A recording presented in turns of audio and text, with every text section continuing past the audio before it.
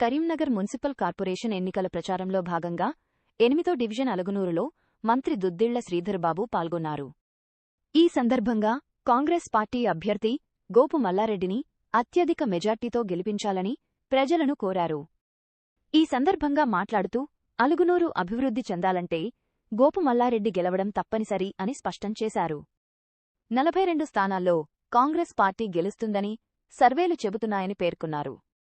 పేదలకు ఇండ్లు ఇప్పించే నాయకుడు మల్లారెడ్డి అని, ప్రజల సమస్యలపై నిబద్ధతతో పనిచేసే వ్యక్తి అని ప్రశంసించారు. అలుగునూర్ చౌరస్తాను త్వరలోనే ఒక మోడల్ చౌరస్తాగా తీర్చిదిద్దేందుకు ప్రణాళికలు సిద్ధం చేస్తున్నామని మంత్రి తెలిపారు. కొత్తగా రేషన్ కార్డులు జారీ చేసి సన్నబియ్యం అందించడంతో పాటు 200 యూనిట్ల ఉచిత విద్యుత్ అందిస్తున్నామని, వడ్డీలేని రుణాలు కూడా మా ప్రభుత్వంలో అందుతున్నాయని వివరించారు. కేంద్రంలోని బీజేపీ ప్రభుత్వం యువతకు ఉద్యోగాలు ఇచ్చే పరిస్థితి లేకుండా చేస్తోందని విమర్శించారు. గత 10 ఏళ్లలో ఒక్క ఉద్యోగం కూడా ఇవ్వని ప్రభుత్వం బీఆర్ఎస్ ప్రభుత్వం అని ఆరోపించారు. మేము కాంగ్రెస్ పార్టీ నాయకుడు మహేష్ కుమార్ గౌడ్ గారు, అదేవిధంగా ముఖ్యమంత్రి రేవంత్ రెడ్డి గారి నాయకత్వంలో ఈ ప్రాంతంలో మరి 2 శాసనసభ్యులు డాక్టర్ కవంపల్లి సత్యనారాయణ గారు, అదేవిధంగా సత్యనారాయణ జిల్లా కాంగ్రెస్ అధ్యక్షుల నేతృత్వంలో మరి నిర్ణయం కాంగ్రెస్ పార్టీ అభ్యర్థిని మేయర్ను చేయబోతా ఉన్నాం. ఇంకెవ్వరిని కూడా చేసే ప్రసక్తే లేదు.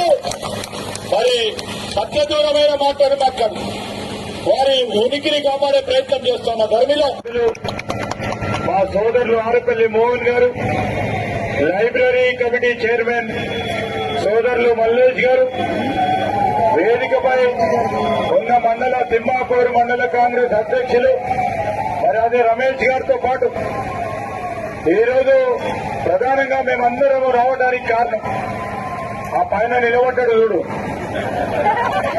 గోపు మల్లేశం, గోపు మల్లారెడ్డి అలియాస్, ఆయనను గెలిపించాల్సిందిగా కోరడానికి మా అక్కలను, చెల్లెలను, మా మిత్రులని, మా పాత్రికేయ మిత్రులకి అందరికీ నమస్కారాలు తెలియజేస్తూ ఈరోజు కాంగ్రెస్ పార్టీ పక్షాన మరి 11వ తారీఖు నాడు జరగబోయే ఎన్నికల్లో 40 పై చిలుకు కాంగ్రెస్ పార్టీ అభ్యర్థులు గెలుస్తా ఉన్నారని 2-3 ప్రధానమైన సర్వేలు ఇవ్వరాదు పొద్దుగాల సర్వేలు తెలియజేయడం జరిగింది.